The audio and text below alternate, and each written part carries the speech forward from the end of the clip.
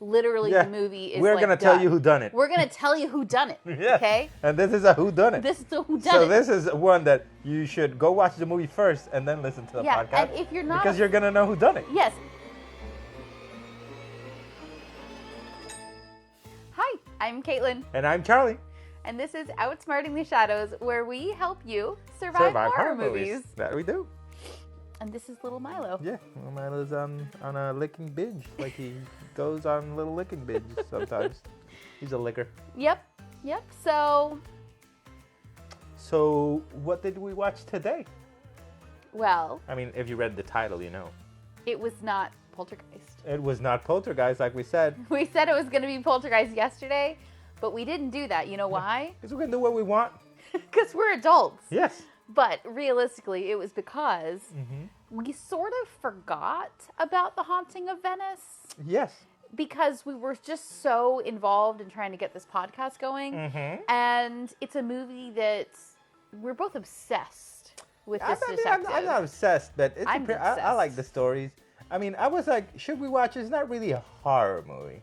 It had horror elements, but they just call it a horror movie, because it's Halloween and it came out on Halloween, but it has some scary moments. I would say like maybe 2 scary moments, but other than that, it's just a whodunit set in a horror type of film. Yes, it's really just a mystery movie, and it's got horror elements to it. Yes, but a really great shots too. Oh my great God! Camera shots, camera angles. Just the filmmaking in this movie is amazing. There's so much great in this movie. Yeah, there is. So Kenneth Brown plays Hercule Poirot. Hercule Poirot. And this name, we will butcher it throughout this entire thing. Yeah. You gotta be, French. Hercule. Hercule Poirot. Hercule Poirot. Poirot. Yeah. Like, instead, think of Sandrine. Sandrine. No, Brie. Sandrine. I'm pretty sure we're gonna hear a lot of angry French people in the comments. Like, listen, just don't try it. Yeah. Just say Hercule Poirot. Hercule Poirot. Not parole. At least roll the R. Parole. Parole. Yes. So this detective is freaking amazing. Yeah. He's awesome. So Kenneth Brown, my first experience with Kenneth Brown, who plays this detective, is from way back in the 90s with Much Ado About Nothing, which is a Shakespearean play that was made into a movie, not the one directed in the 2020s, but the one from the 90s with Emma Thompson. Never seen it. This movie is fantastic, and he plays Benedict to Beatrice in that movie. And if you're familiar with that play, you probably have seen that version of him, and he plays it beautifully. Never seen it. I don't even know what it is. Okay, well, that's fine. And then he plays this detective, and obviously he's done a lot of stuff since then. He's mostly done a lot of directing. Yeah. And of these movies, is this the 4th one, the 3rd one? I think this is the 3rd one. So the first one was Murder on the Orient Express. We saw that one. Then Murder on the Nile. Yeah, that one's a pretty good one. That one's pretty good. And now this one. Yeah, they didn't call it Murder in Venice. No, A Haunting in Venice. Yeah. Well, I think that's apt because initially he's there to not investigate, but just sort of understand what's happening. Yeah. Spoiler warning, if you haven't watched it, you know the gist. You've got to see it. Watch the movie. Watch pretty good the movie. Yeah. If you like it, it could be considered a quasi-horror. If you're not into horror and you watch this movie, you'll get scared in a couple of scenes. I guess. You know how sensitive I am to horror movies, and I was not scared, not even a little. Not even a little. So, okay. So, spoiler warning on this because it's a mystery.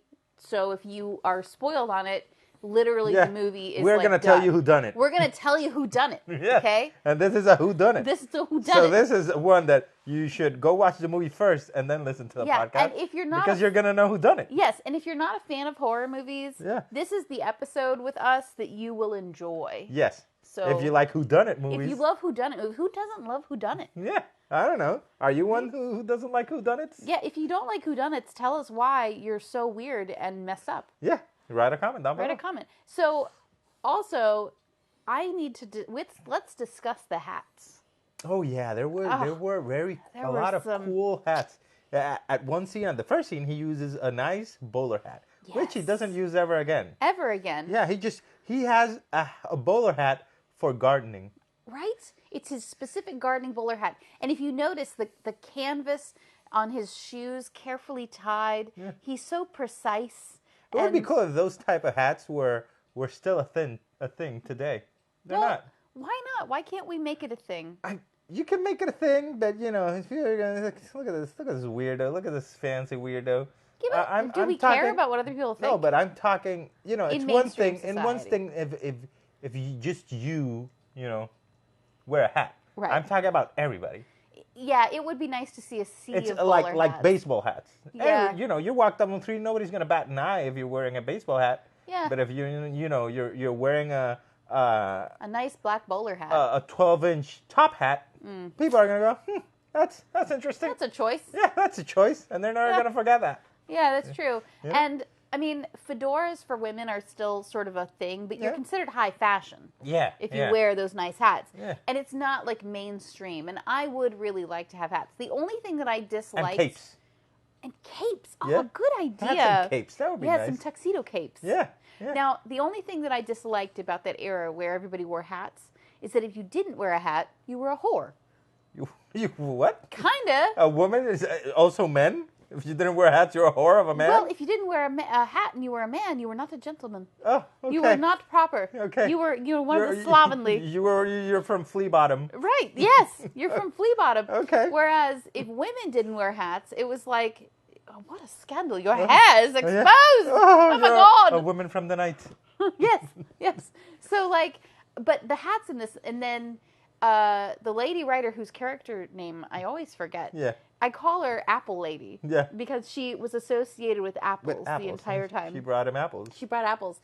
She was amazing in her dress. I loved her nice, solid, dark green hat. It was beautiful, and how she wore it all tilted. Yeah, looks pretty nice. Oh, great. Great hat. So this movie starts out as Hercule Poirot has decided... Just say Hercule. I'm going to say what I want. Okay, you can butcher his name all you want Yeah. then. Hercule Poirot. Hercule Poirot.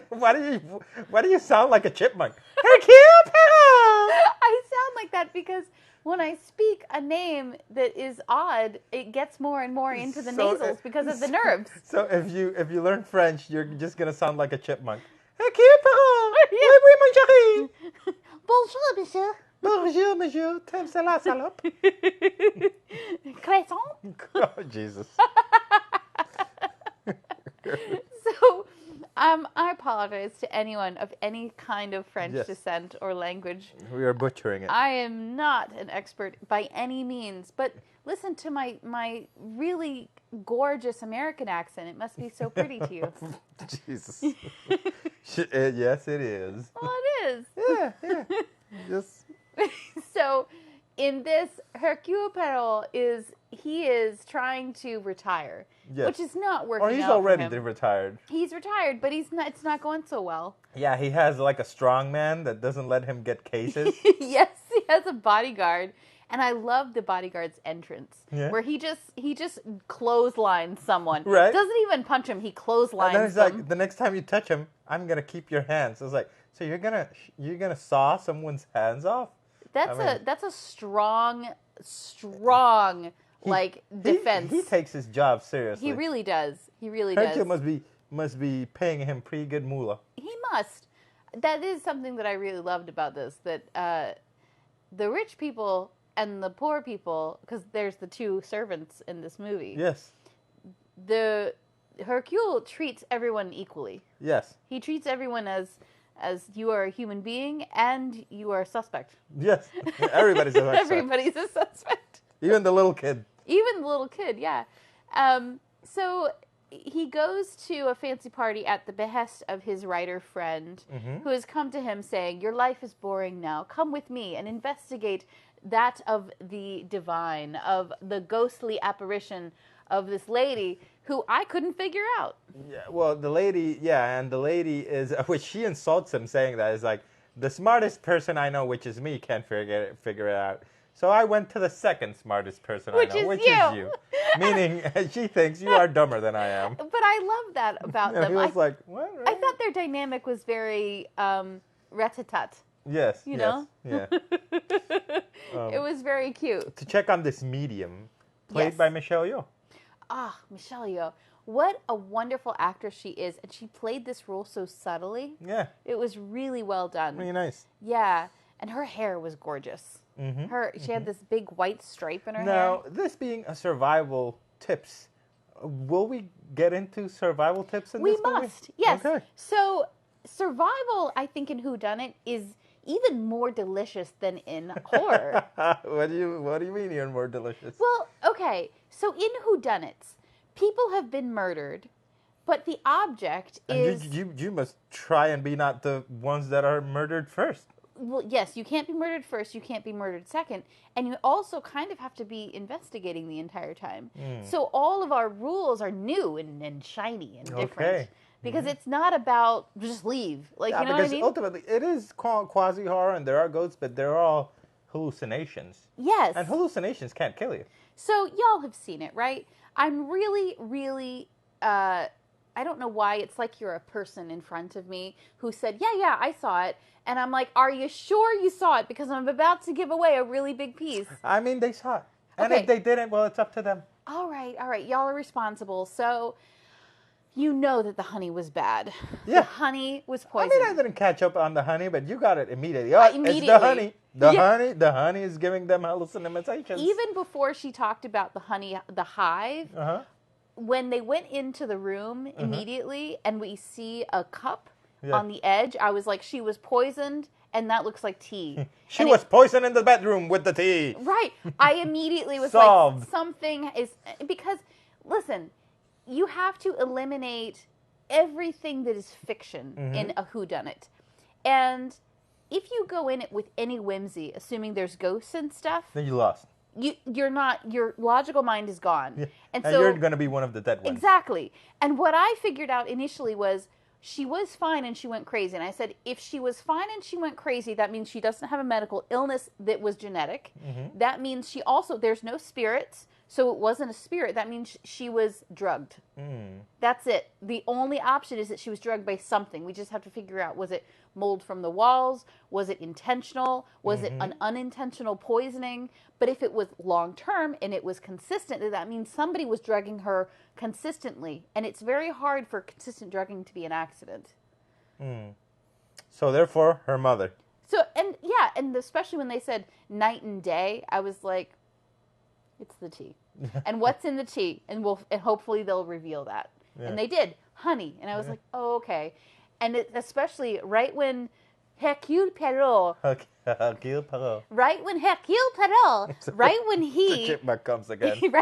Right when he drank the tea, I said, oh, he's going to start to hallucinate, and that will prove my theory. And I hadn't even said anything yet. Yeah. But I was like, ha ha. And then he started to hallucinate. But it was never explained. The kid never took any honey.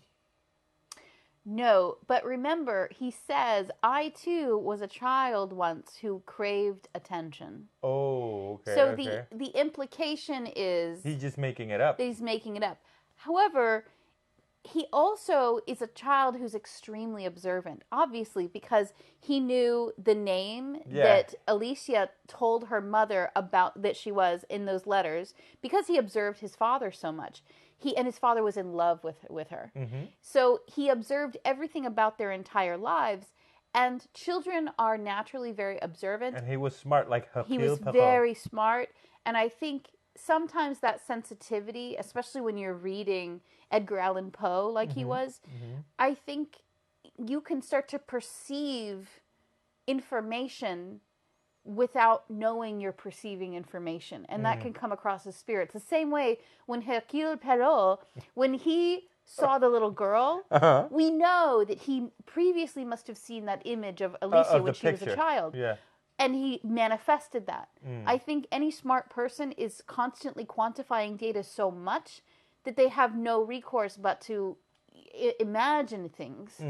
At least that's my estimation. Okay. If you think otherwise, leave a comment down below. Leave a comment. Okay, survival. Okay, survival. All right. So how do we start surviving this? So, number one. You've been invited. Okay, let's set the stage. Yes, set the stage. So you've been invited in 1940s, right? Late 40s, to a medium summoning seance in Venice. A party first, then a seance. Then a seance in Venice. Yes. A Halloween party. Oh, the joy. Right? In Venice at night. Yeah, so first of all, you're going to this party, all right? Who isn't going to live? Right. If you live in the United States, you're going to fly across the world to go to this party. Okay, you live in Venice, all right? Okay. You live in Venice. If you're I don't think anybody that listens or watches to this show lives in Venice. Please, if you live in Venice, I want to know if you listen to this show. Yeah, let us know. Oh my God, that would be like the highlight of my whole life. That somebody in Venice. I live in Venice and I listen to the show. Oh my God. And you're butchering the name. I would be so ecstatic. What language do they speak in Venice? Italian, right? Yeah. Yeah. Yeah. Okay. So you're invited to this party by a good old friend who's going to join you at the party. So even better, that means no awkward conversations with strangers if one doesn't choose. Yeah, just awkward conversations with friends. Yes, which is even better. Okay. Because they understand how awkward you are. Okay, so surviving. Right, surviving. So we have set the stage. We've set the stage. Yes. Now, when you get to this home, obviously it needs some repair. Yes, because this home is in Venice and it's going to crumble any day now. From all the water damage? Right. I'm pretty sure there's a lot of water damage in Venice. Can you imagine that in order to maintain a home in Venice, it has to do with, like, the things that you do to shipyards? Right. I mean, I would imagine, how are their houses built? Are they with wood? Because I would imagine wood would be a lousy building material in Venice. I imagine everything's with stone if it's hundreds and hundreds of years old. Right. Hey, man, there's mold everywhere. Can you imagine just the humidity? Can you imagine that every single thing was built on the foundations below it by, like, the Roman Empire or something? So it's, like, ancient, and you just keep digging. You're like, oh, I got to fix a pipe. Oh, look, a relic from 1,000 years ago. Yes. The Longinus spear. Look, it's here. God, that would be amazing. Can you imagine here? The cup of Christ. Oh, that's where they drank from. Okay, just throw it over there. We need to fix it. Right, we have so many relics that we find. We're going to be underwater in 40 years. Right? We better put this in our cabinet and drink our morning coffee with it. Yes, we must. All right. So the first thing that I would do, because I am an architecture buff, and I think that this is also good practice whenever you go to a new house, is ask for a tour if one has not been given to you. Or if it's a party, you're allowed to meander throughout the rooms. Wait a minute. So you're okay. Let me see if I can get and this you straight. Investigate to find the layout of the home. So your survival tip is initially, okay, you get to this house, you're gonna be like, can I get a tour of this fine establishment? Why pertail not? I mean, aren't they friends? You already know things in this house, or not necessarily? No, you've never been there before. Okay. I think that's kind of weird, but okay. No, people offer tours of their homes all the time. People don't offer tours of their... I've never have I been to a house and somebody says, would you like a tour, fine gentleman? Really? Yes, that is not a thing. That is totally a thing at a party. You are lying and you are wrong. Listen. Nobody gives tours of their houses. That's not true. You never invite people to your house and give them a tour. Okay, I know some... We've had a lot of people here who've never given no tours. Our house is 2 rooms, okay? Still, you can give a tour of 2 rooms. Like, this is the living room, bathroom, bedroom, it's done. But we've never done that. Our house is also, like, half done. Still, you're saying that house was crumbling. So you're saying, wait, you can give a tour of a crumbling house, but not of a half-done house? If it's 500 years old, yeah, why not? I mean, that is not a thing. This is a thing. No, it's not. Anyway, so if you think this is a thing, let us know. But I don't believe it. It's a thing. Somebody, please tell us that it's a thing. Okay? I need to be right. Okay. So anyway, okay. Fine. No tour. You ask the people for a tour, and let's say you are giving said tour. Okay, let's say you're given said tour. It is both an opportunity to ask questions because there's going to be a seance later. You got to ask, where did the seance lady come from? Oh, what a nice house. Oh, where did you get your dress? That's such a pretty dress. Okay. Stuff like that. That's normal conversation. Okay. Then you go in and you investigate all of the different areas of the home, just observing, so that you know first. So you open closets and look in drawers and stuff? Well, no. Investigating. A reasonable light investigation means observation, not interference. Okay. So you just look around. Just think about yourself as snooping. A shoddy inspector. Okay. All right? You don't actually investigate everything. You just tell them it's fine. You're just snooping. You're just snooping. But you also, in this way, you know all of the exits. Yeah. You know where all the bathrooms are. You know where all the windows are. And you kind of get a lay of the land. Okay. All right? Okay. So that's survival tip, in my opinion, number 1. Okay? For both parties and possible seances. In Venice. In the 1940s. Okay. There you go. So the next thing is he's very observant of the kids and stuff, but I mean, obviously you got to have a good time. Yeah. Yeah.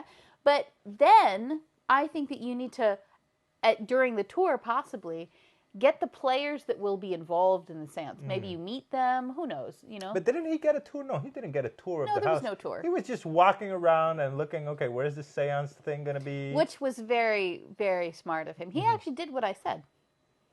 Yeah. Yeah, a little bit. You know. Yeah, he was looking around, and they never explained how the chandelier fell.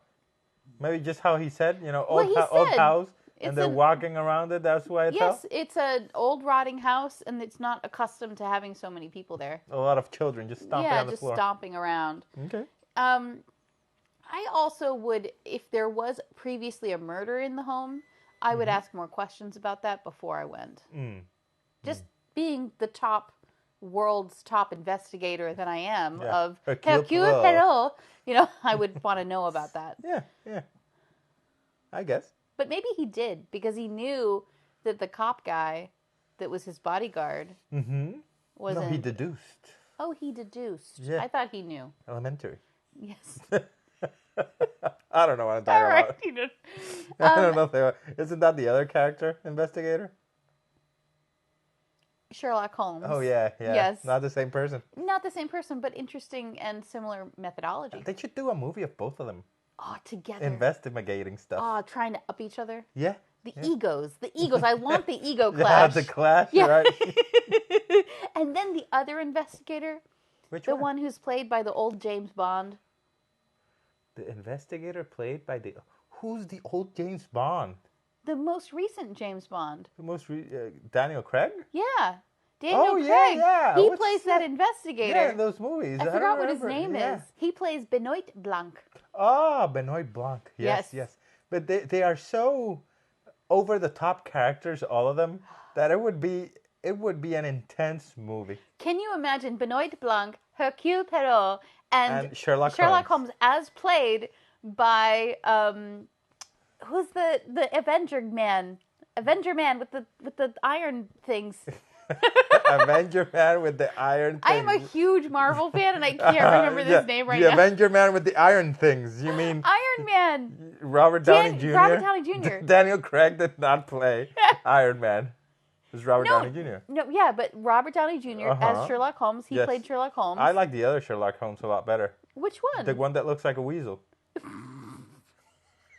The other one in the Marvel movies? No. Benedict Cumberbatch. He is in the Marvel movies. He is? Yes. What does he play in Marvel movies? He plays mystical ancient time man.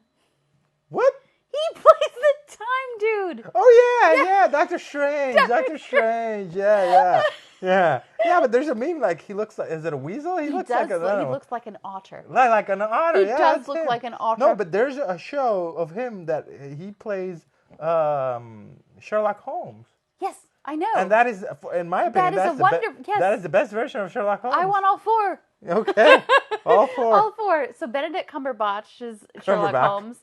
Robert Downey Jr. is Sherlock Holmes. Okay, so a universe in which the Avengers cross over into investigation territory, and you have two Sherlock Holmes, two Sherlock Holmes, a Blanc, Benoit Blanc, and Hercule Poirot, and they have to investigate like many murders, and they all come up with a different theory. Okay, at the end, which theory is right? All of them are right. They're all different right universes. in different realities because they all observe it slightly differently. And then one of them is right in a different reality, but they're all right. Yes.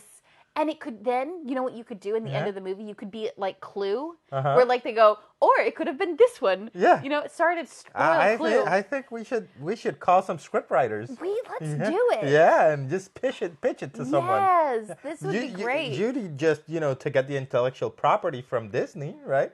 Yeah. To get a greenlit. And you know the intellectual property from whoever owns. It's from the Knives Out character, so Netflix owns that. And sweetie, you know how generous they are with all their intellectual properties. properties. They just give them out. They just let them, because they'll be like, "Oh, this movie sounds great. We want to serve the fans." So Netflix is gonna be, in cahoots with Disney, right? And whoever owns the intellectual property for Hercule Poirot and the intellectual property BBC for the BBC for that Sherlock Holmes, for the other Sherlock Holmes. That will absolutely never happen. It is totally going to happen. We might as well watch a crossover between Marvel and DC Cinematic Universe before that happens. Yeah, but that happened in the comic books. Yes, but it will never happen in real life. Why not? Because it won't. But it could happen. But it won't. But it might. It won't. They want the monies. No. Baby, they want the monies. First of all, Marvel would have everything to lose because the DC Cinematic Universe is trash. And the only good thing that they had was Henry Cavill, and he's been fired. Yeah, but now that James Gunn's taken over, he's going to bring in a bunch of other terrible actors that he's going to turn them into good things. Okay. And it might be good. Who knows? Yeah. They might make it good. Never going to happen. Complete and total societal collapse would happen tomorrow first, before that happens. Well, I think maybe this movie could happen. Somebody could animate it, Yeah. You just need, a studio of people that are great animators, right? You first need somebody to create the 3D. Guessing the animation would be kind of like a cartoonish characters, right? So they first need to 3D model, right? Then they need to do the rigging, right? Then they need to animate. Then they need to animate, right? Then they need a colorist to color everything, right? And then, then they need to export that, right? And then single scene. Yeah, and then give that to a compositor, right? And then after the compositor, you give it to the colorist to do the color correction, right? And then you plug it up into a renderer, and then you do it. Yeah. Really simple, and all while this, for free, because this is just a pageant prize that you're using with somebody else's intellectual property. So when you put it online, you will get not only one, but multiple cease and desist orders to take it down. Wait, why? Because it's not your intellectual property. But there might be, there could be a way, Because money. You're better off just creating. All the characters with different names, and then having in the beginning saying, all likenesses and stuff to real life person is just purely coincidental. Yeah, but why don't you do that? Who? Me? No, I don't have that knowledge. What if we started a GoFundMe page? Yeah, that will happen. I'm telling you, we could start a GoFundMe page, and we could have all 4 of these amazing detectives on screen solving a murder. Yeah, and then we could hire the same actors to voice them, right? Well, no, because they're probably, fiduciarily obligated to something. Yeah, no, well, if we get like a $200 million GoFundMe, we could probably do it. That is possible. Well, maybe, what if this podcast takes off and we earn like $1 million? $1 million is $1 billion. Okay, but Not even the most popular podcast in recent history, which is the Joe Rogan podcast, made that amount of money, I think. Why do you try to kill my dream? I'm not killing your dream. Hey, you are a little. I'm not killing your dream. Okay, I'm just saying anyway, facts. this is a tangent Yes. that is going to happen offline, okay? Because I am passionate about this project, and I think there's a way to make it happen. Yeah, if you think this is a good idea, just let us know. In fact, if you think this is a bad idea, just let us know too. Yeah, I would really like to hear some support. I mean, I would watch the movie. Thank you. Yes. Oh, that's nice. Yeah. All right. So, surviving this movie. Yeah, this movie. So, the first murder it was Alicia, which happened already a while ago. Mm-hmm. Basically, everybody that you're speaking to is a potential suspect of that murder. But you don't really realize that it's murder until after the seance. So, honestly, the investigation and into your own survival, at the very least, up until the point of the seance, is just cursory. It's just about like regular survival that you would do when you go to a party. It's just safety precautions. Yeah. You know? And you just have a good time at that seance. That looked like it was a romp. Yeah. It was hopping and popping. I wanted some snacks. Like, you know, they didn't have any snacks. They didn't have any snacks. They just had drinks. Yeah. With laced honey. With laced honey? I mean, they didn't actually find the honey until later on in the movie. Yeah. So only one person had a drink with laced honey. Yeah. I mean, if you're going to have a drink, might as well have some, hallucinogens in it. Might as well. I mean, I guess the problem is it's poison. Yeah, I know, but you get a little bit of, a little ayahuasca, a little mushrooms from cow apples. What are you talking about? Little mushrooms that grow in from cow apples? Yeah, cow patties, the cow turds, cow patties. Oh, okay. So I have a survival tip for pretty much everyone, and this is something that I have followed my entire life. Mm-hmm. I would highly recommend that people do not alter their mind or their body when you're going to a party? Yeah, when you're going to a party or when you're going to any space that's filled with people that you don't know. I just do it in your house. Well, comfortably. Yeah, if you're going to partake, drive. I guess. But don't drive and take shrooms. Yeah, like personally, this is maybe a little bit extreme, but I just have always refused to do that because just personally for me, I think that it can be dangerous.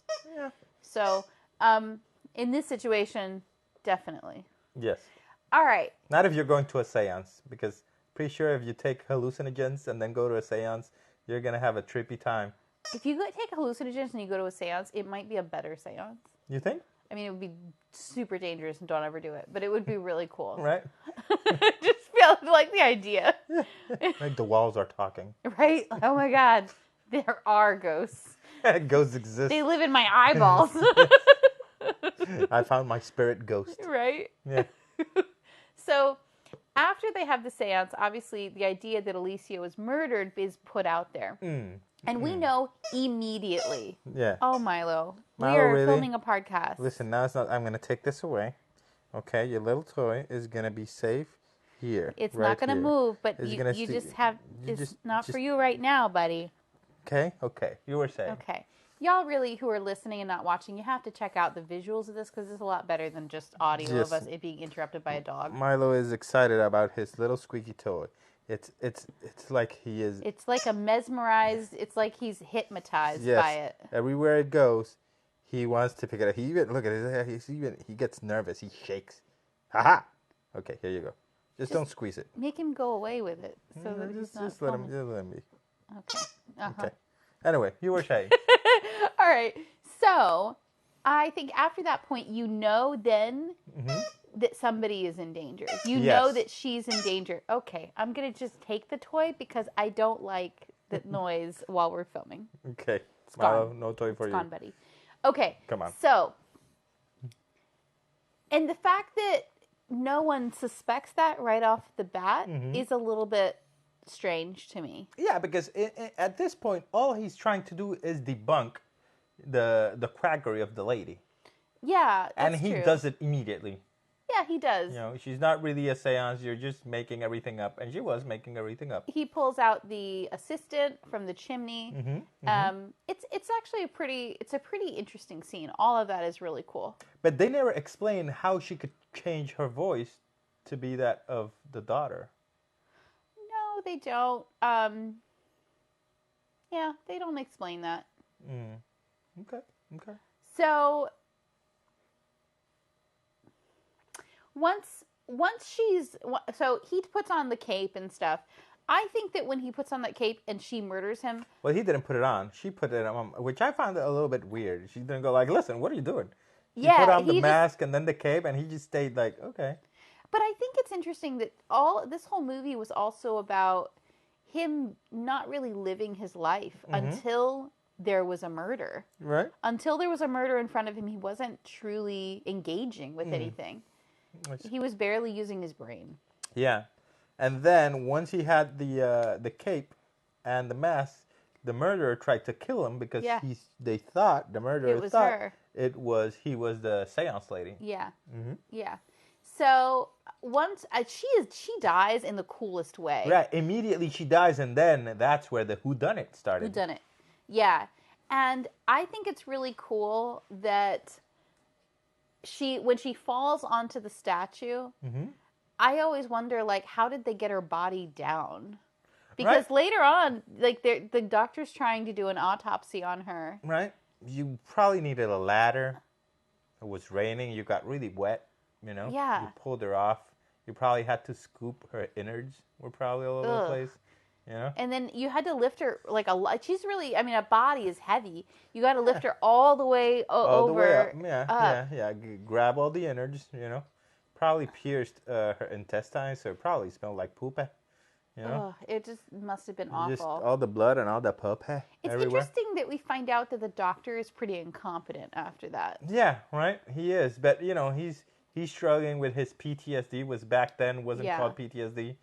It was called like shell shock or stuff like that. And it just wasn't. It was really sad that his son was having to take care of him. And he was what a cute, responsible little child with his little suit and his little glasses. Yeah. He looked like a little adult, acting like a 45-year-old grown adult, right? Who was done with this shit. Yeah, I'm done with this shit. I'm gonna read my books, right? You know, and be smart. Yeah. So in terms of survival, after someone is murdered, I would stick close to Hercule Poirot to try and see. Right, because I'm guessing everybody in this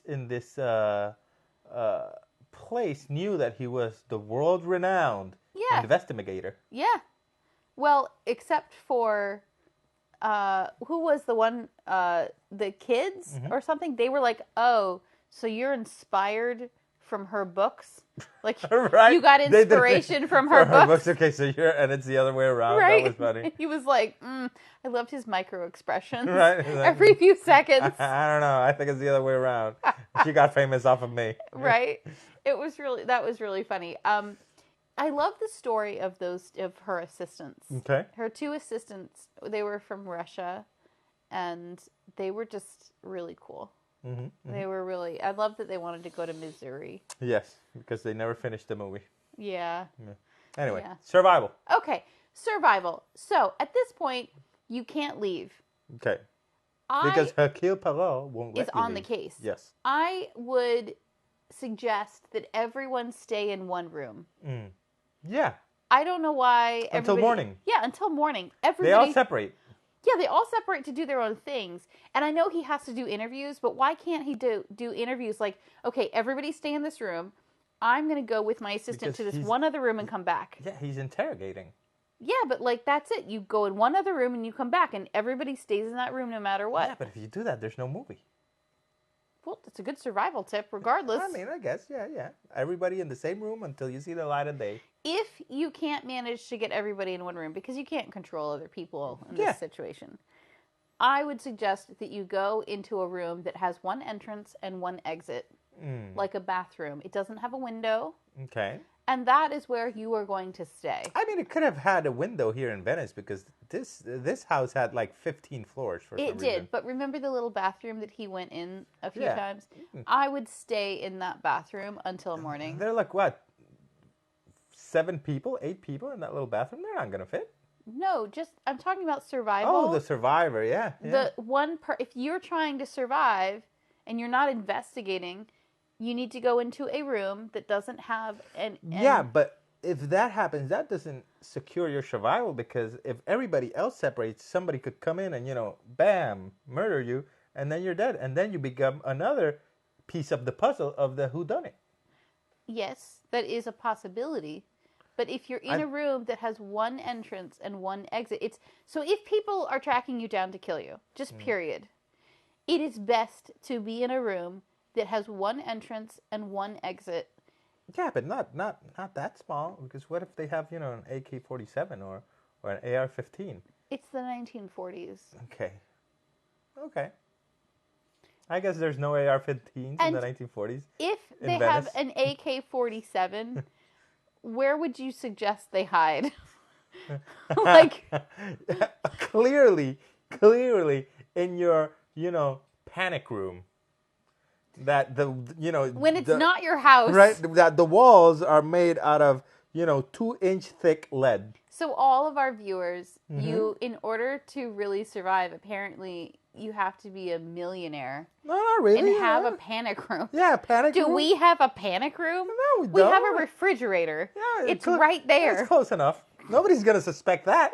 They're just walking out of your house and bam, there you're in the refrigerator. You know what's so funny? You come out swinging. Let's say the intruder are a little parched.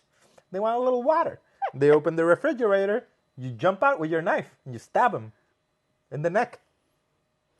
You heard it here first. Yeah, I'm giving you gold of how to survive home intrusions. I would not suggest that people do that. Okay. Sweetie. Now, I did see, to that point, recently, I think it was an Instagram post or something, about this guy who turned the back of his refrigerator, fully functional refrigerator, into a secret door. So he could go into his refrigerator and then close it, and it looked like there were drinks and stuff, and he was actually in a secret room. But was it a fake refrigerator? It wasn't. It was a real refrigerator. How did that work then? I don't know. I think the refrigerator might have been actually smaller than what it was, and he made it look bigger. So like that, I don't know what it was. Okay. Then he also had a secret room behind a mirror, and then a secret room behind a mirror in that one. This guy is prepared. He's prepared. Yeah, he's a survivor. Yeah, he's like the Last of Us guy. Yeah. So I just don't think that people have those resources in this movie. Yeah, probably not. They probably don't have a panic room. In my opinion, in Venice. I would suggest that the best route to survival, if you can't look at every suspect for murder that you have to then spend time with, is you would go into a room that has one entrance and one exit. Okay. And you would stay there, hopefully with a weapon, some snacks, and some water. There were no snacks in this movie. I know, but I'm just saying, there were in the beginning where he was talking about... There were a bunch of apples. Yeah, apples, and he had pastries in the beginning. Yes, pastries and apples, and then you also have a toilet right there. I mean, you're set. Right, I guess. And if you're thirsty, you can drink toilet water. Or just sink water, my love. Oh, yeah, okay. Sink water. Just drink it from the sink. Yeah, sink water works too. Yeah. And then you lock the door. Yeah. And you're safe for a period of time, for an extended period of time. Yes, until the police get there. Right. I mean, I just think that... So, folks, that's my best survival tip for this entire movie, but we'll go through a couple of other ones, but that would be what I would do the refrigerator one. You can't. That one's safer. You can't. I think that one's safer. Okay, so then he starts to investigate, and they reveal pretty immediately who done it. Right. Immediately. First of all, immediately we know that the seance, she's a grifter. Yeah, we do. But the person who done everything is her mother. Her mom. Her mom killed her. Here's the moment I knew it. Where? I mean, the moment I really knew that she was like a psychopath. Yeah. When she was describing how upsetting it was that her daughter... Yeah, that she... was in a relationship. Yeah, because she supposedly, a lot of men courted her and wanted to marry her, and she always said no. No. She was dedicated to her daughter. And this little, ungrateful little person... Yeah, she said yes to the first person who asked. First person who asked. Which I'm like, how many people ask you to marry you without you saying yes in your lifetime? Is that a thing? I mean, it was a different time. It was a different time. It was the 1940s, late 40s, early 50s. Yeah. You just had people offer to marry you. I guess all the time. Yes. So, and then she's like, I got so upset. I let the garden die. Mm-hmm. Who knows where the bees are for the honey? Right. The bees were in the children in the basement. Right. The bees were in a dead corpse. Of children in the basement. Downstairs. Yes. Not cool. Yeah. So, I just figured it out pretty quick. Yeah. Then we get to the other murder. So when we get to the other murder, when the doctor is killed, that was pretty confusing to me. But... Why was that confusing? Oh, of who done it? The second murder confused me simply because they hadn't given any clues about the key. So... What do you mean, any clues about the key? Well, a lot of times... like they say, we're going to lock him in and no one will have the key. And, you know, like they made a big show of that. Yeah, but this is what they locked the door and she gave him the only key. Yes, exactly. So they said that. But sometimes earlier in a mystery, they'll talk about they'll have a throwaway line where they'll say, oh, these old locks, blah, blah, blah. Can be opened with anything. Well, maybe something not quite so overt, but they might say these old locks were built in the Roman era. They're amazing. Mm-hmm. And that will lead you to think there's something with the locks in this house. Mm. You don't know exactly what, you don't know where that piece fits, but you let it float around in your brain and go, if they mention keys or locks again, I'm going to try and place that. Mm.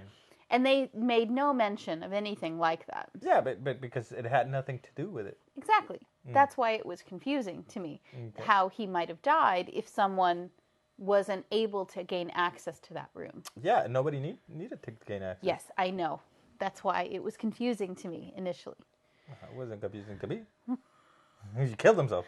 But the phone was a really interesting touch. Mm-hmm. What I didn't put together was that, that phone call would have come from and gone to inside the house. Yeah. Landlines. Yeah, that really makes sense. Landlines are weird. Yeah. You know, in the original creation of lines, it used to be that you have telephone lines. Your house was connected only to the telephones around you. Yes. So it was a very mini network. Right. And if you called someone, all the phones rang. Yes. And everybody could hear everybody's conversation. Yes. So if I picked up the phone and my neighbor Greta was talking to my neighbor Maurice, I would be able to hear their conversation. And it was sort of a social arrangement that we would have certain times that we were allowed to use the phone. So weird, so wild. Right? Yeah. That would be, what an interesting community thing to have. Mm-hmm. And then the assumption is that you want to talk to each other. Right. Or that you need to. Maybe you all would order beef at the same time or so milk weird. or something. Like talking on the phone. Yeah. just send me a text. Never call. Right? Yeah. So I thought that was really, I loved the sort of putting together the mystery of why did they kill all of these people. And I thought it was really cool.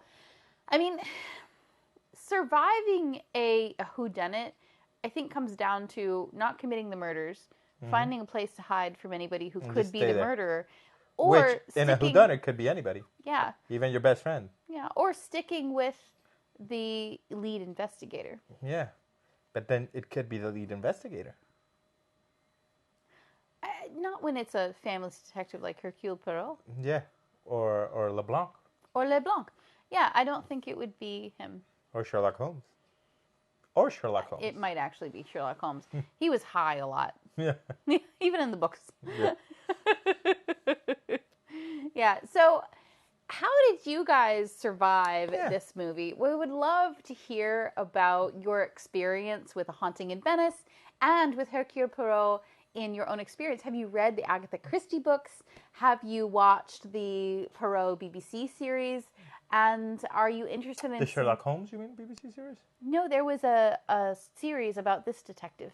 Really? Hercule Poirot, yes. Oh, I didn't know that. I haven't seen it. It has quite a few episodes, and it has a lot of the mysteries, tons and tons of them. Oh, we should look at that. Yeah, the actor sucks. Yeah. Well, okay.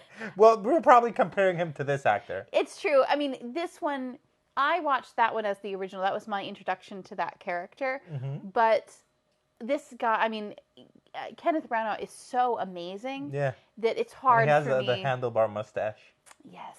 Yes. Maybe I should shave and just have a handlebar mustache. That would be so cool. But you know how he has like the double layer? Yeah, the double layered handlebar mustache. Oh, it's so amazing. Baby, could you do that? No, I will never. Why would you tease me like that? I'm not going to have a handle and then take my earwax and just go like, yes. Well, no, they make wax for that. I don't know. I find it kind of grody. Why? I don't know. It just doesn't. It looks off. I don't really? like it. I think it's gorgeous. I don't like it. It's so cool. I don't like it. But, I was meant for a different age. Yes. Yes. Okay, so leave us a comment down below. We would love to hear from you. Please settle the argument between us. What argument? What were we fighting about? Oh yeah, about the having people give tours of their homes. Oh, right. That is is that not a something that thing. you've experienced? Yeah. I would like to know. The next... If it's a thing, it's a white people thing. That's not true. If you're a person who gives or expect people to give you a tour of their house, tell us if you're a white person. And that would settle it. You know? Okay. All right. Anyway, thank you so much for watching. Please remember to leave a comment and like and subscribe to this channel. We also obviously have an audio version of this podcast. So if you're listening to this in your car or on the king's toilet. Yes. The king's seat. Yeah. Is that like a toilet? Just a normal It's toilet? just a toilet, a king's seat, Okay, you know, okay. the throne. You're doing your puppet. Doing your poop head. Right. Then please remember to email us at outsmartingtheshadows@gmail.com with your comments and your suggestions for the next movie that we should cover. Yeah. We might cover The Poltergeist at some point. Yeah, we will. Although tomorrow is the big finale for our October run of one movie a day. Oh my gosh. Finally. I know. So it's going to be Halloween on Halloween. Halloween on Halloween. And we've watched so many horror movies. Yeah. I watched a romance movie the other day, and I expected them to just murder each other. Right? It's like, oh, mon chéri, aha, you're dead. Right? I was like, oh, don't do that. That's dangerous. That's not what you want to do, right? I was like, oh yeah, they're not going to do that here. Yeah. So it's just Studio Ghibli films from here on out. Well, no, because we still have to watch at least once a week. Well, of course, once a week. But every other day, Studio Ghibli. Yeah, Studio Ghibli. And we get to watch The Boy and the Heron, which The Boy and the is Heron. a new Studio Ghibli movie that has recently come out. I really encourage you to watch that too. I'm going to leave a link down below to a bunch of cool Ghibli stuff that you should check out. Let's do it. Yeah. Okay. All right. Well, thank you so much for joining us. As I said before, remember to be vigilant, be safe, and be the last one standing. Always.